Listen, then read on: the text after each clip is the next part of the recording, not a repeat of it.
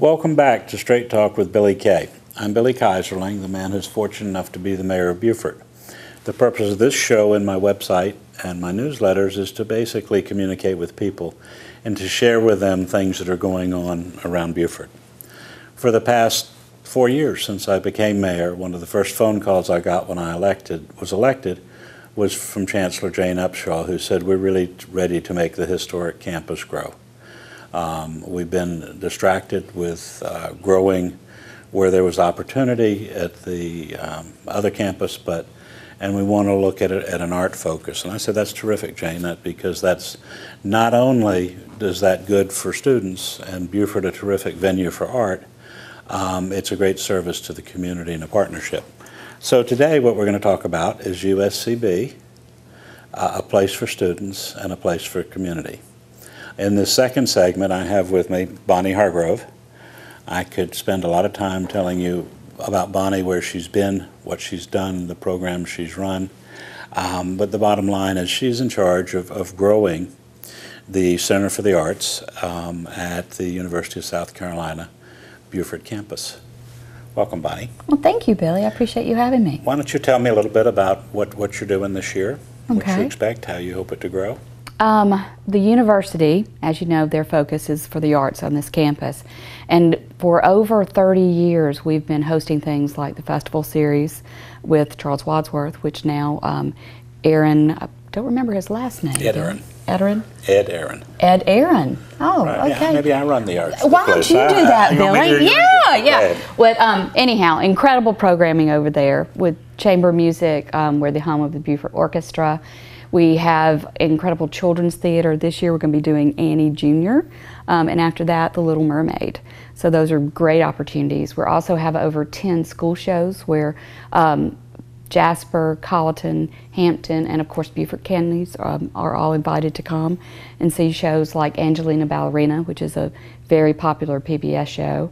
And we've started the Met Opera over here live in HD. The university has upgraded our sound, our projectors. We have a wonderful screen, and we're even serving popcorn, which is big, Billy. Popcorn at the Met. Yes. Now, why don't you tell me what Met means? Okay, the Metropolitan Opera live in HD. There'll be HD? High definition. Okay, let's make sure people understand. Okay, thank you, Billy. And Billy, have you come to any of the live in HDs? I've not been to the live HD. But you have been to the movies, and last night it was a treat. It was. We had the Phantom of the Opera, also in HD, but it was the 25th anniversary from Royal Albert Hall in London. And Billy, you were there along with probably about 75 other people, and it was great. It was actually quite great because Councilman Mike McPhee, who's our mutual friend, decided he was going to turn it into his birthday party. So he set up and had refreshments and libations before the film.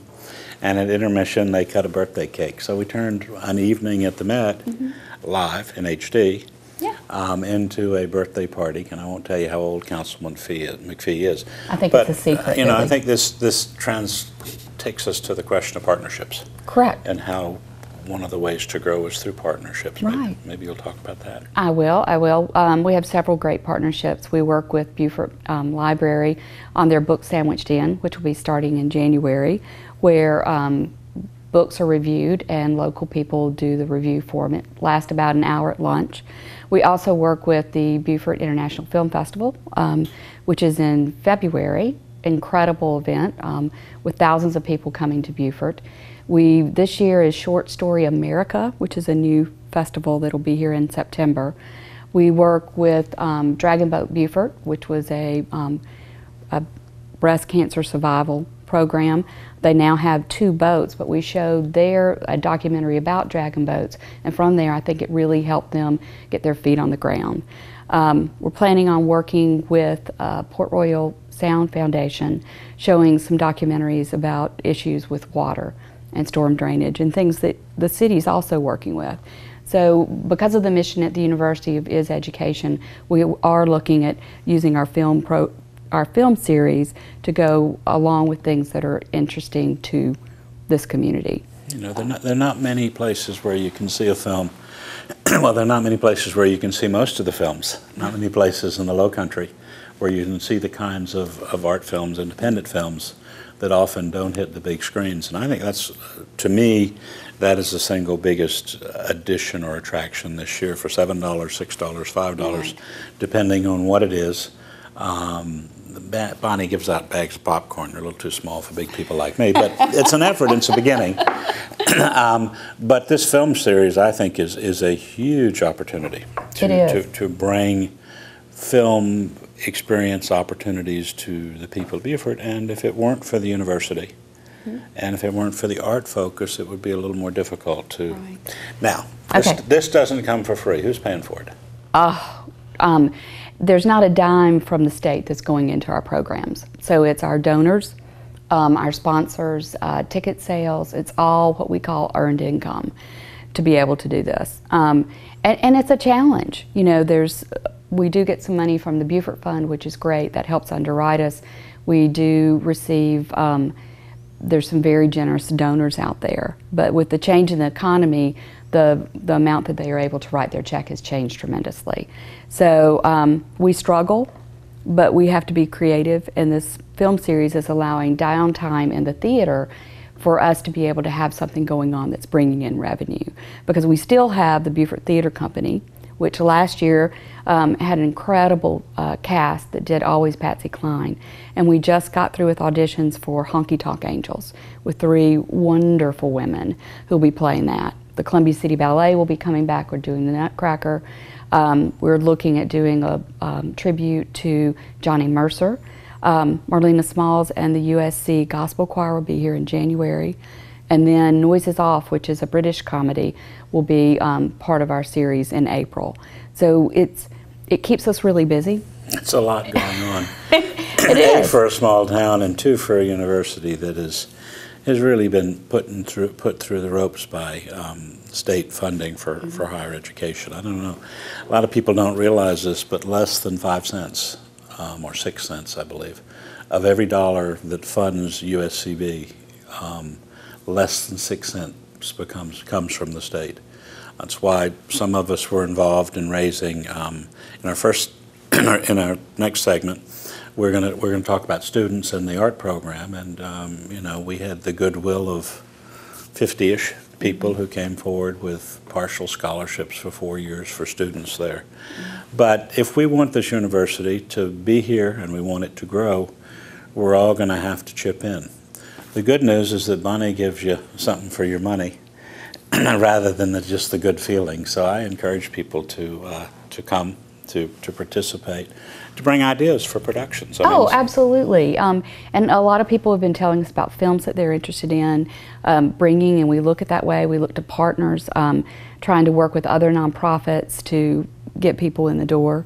But don't forget, we're also a big gallery space. Thanks to the Chancellor's investment in this campus, we now have additional gallery space that we have wonderful shows in. So when you come in and you're part of these performances or productions, you're also surrounded by local artists. We've had State Arts Commission, we've had their exhibits. So we're not just producing and presenting art, we're also exhibiting it. So, and we're very lucky to have incredible students here, and they have their shows inside the building. And John Goebel, who's going to be with you next, will actually talk about another gallery space that's being curated. So we're doing it all, Billy. USCB for the students, USCB for the community. Thank you, Bonnie, Director of the Center for the Arts.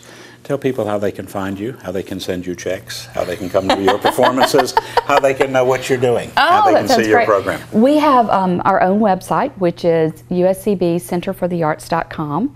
You're more than welcome to get on there and find out about all the things that we're doing. If you write a check, please let us know. We'll come pick it up. Or you can mail it to 801 Carteret Street, Beaufort, South Carolina, 29902. There's a lot of things coming on, but mainly come see us. Thank you, Bonnie. No, thank you, Billy. We'll see you on campus. Yes. And I will get to the Met. Thank you, Billy. Next year, you should. Promise. And Festival Series tickets are on sale now, and the Met Opera goes on sale the end of this month. So, Thank you. We'll be back in a few minutes.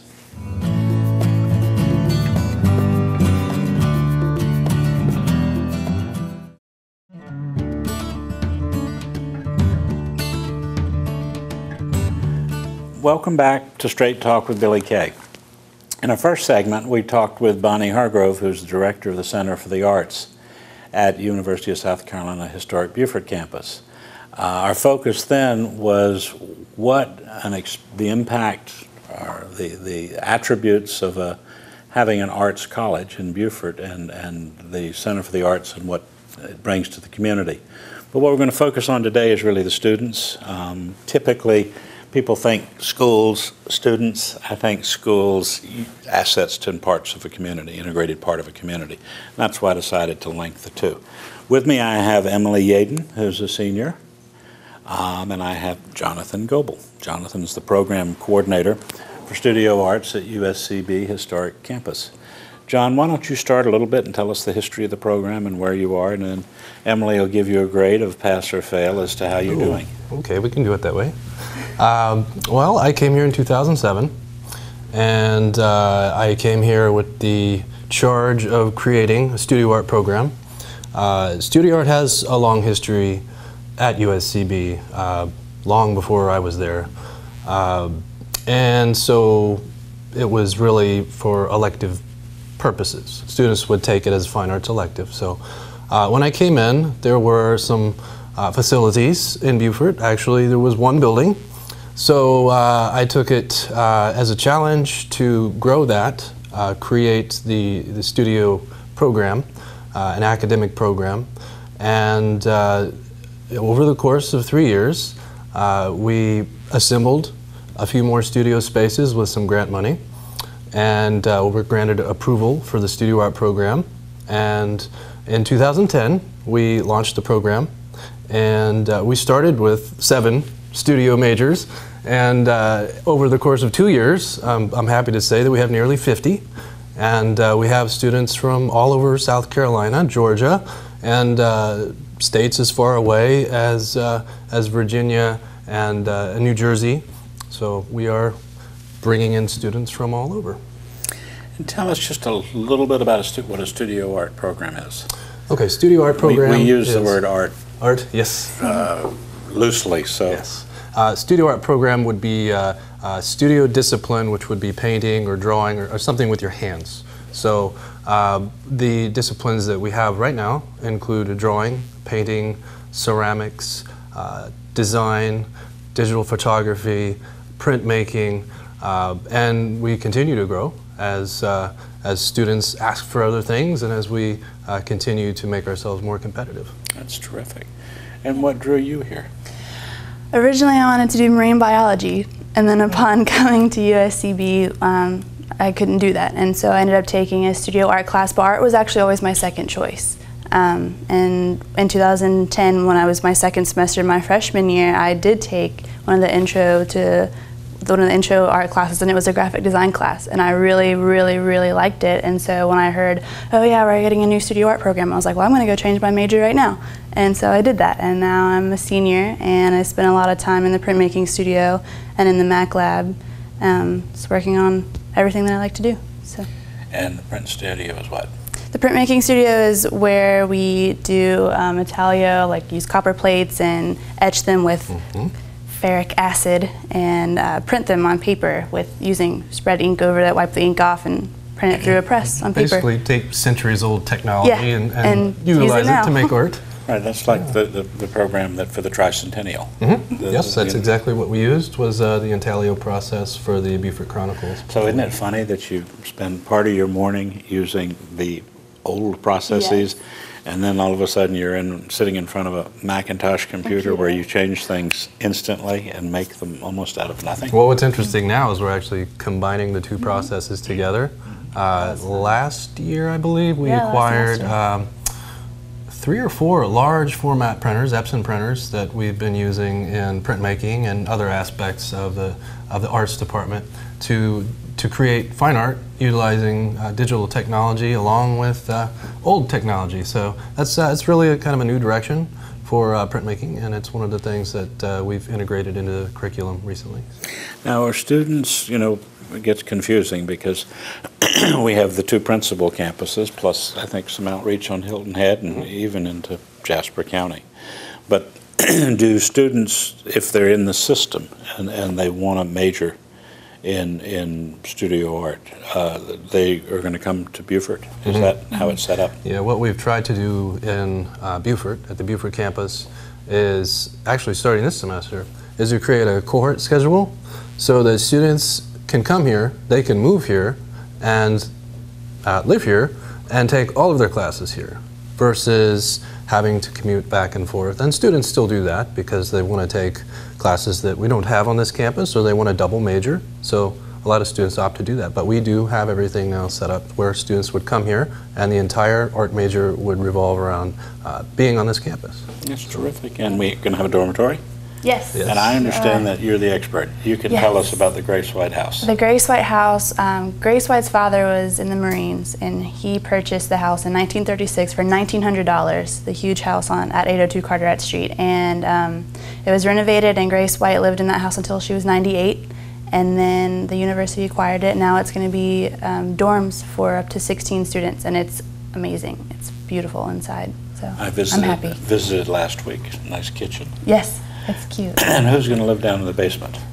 Stephanie. She's a librarian, and she's going to be the RA. She's going to be the resident assistant. So there will be adult supervision. Yes, there will. You know, I had some of the people in the neighborhood, of course, when they heard, oh my gosh, there's going to be a fraternity house in the middle of our neighborhood in the historic district. And, but they were calmed down, and they came to realize there would be supervision. But students are basically here to learn, and parking is not a problem because there's a parking across the street. Jonathan, what do you see as the future?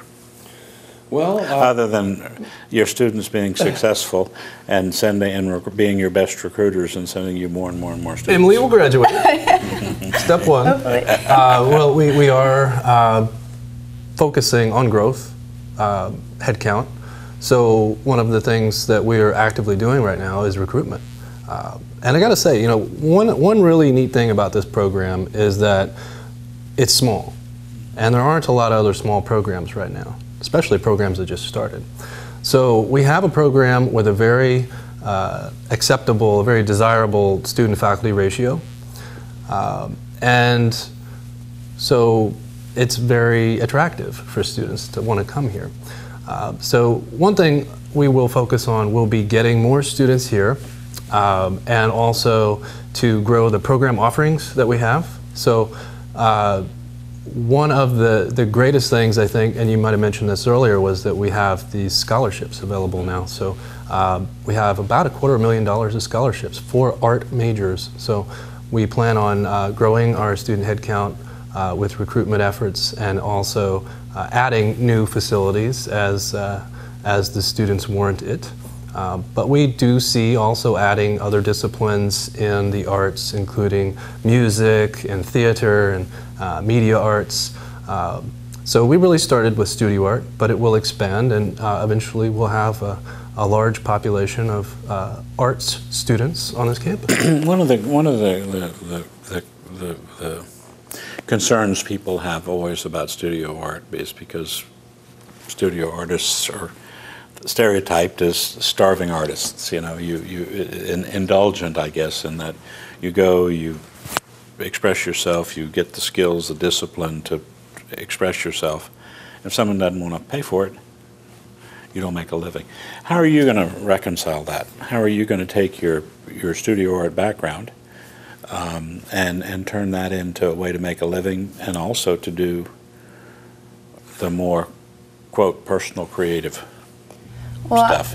I am lucky enough to have the Mac Lab and the printmaking studio, and so I can take graphics and I can learn how to do web design and things like that, and go into advertising and marketing, and with websites and everything. I think that's where everyone's leaning to anyway. Sure. So I'm hoping to go to something digital. So you can take the concepts of art, use the computer to commercialize them futuristic to way, someone right. else's advantage. And one of the things we try to do too is give students a very well-rounded experience at the university in the major, because they need to be able to be versatile when they graduate. Because as you mentioned, it takes several years to establish yourself as an artist.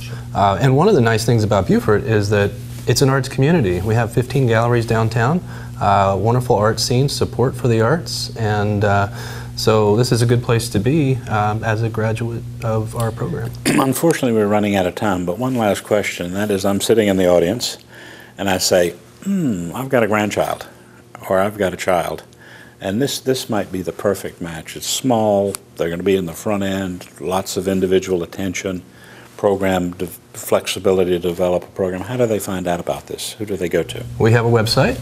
It's www.uscb.edu/art. You can contact the university as well. It's 843-208-8000. We'll get you the switchboard. And we have a wonderful studio art website, so you can get your details on there. And I'm John Goebel. Again, you can contact me. Just ask for me when you call the switchboard. I'm happy to do tours and meet with people. Thank you, John. Thank you, Emily. Thank you. Thank you for joining us.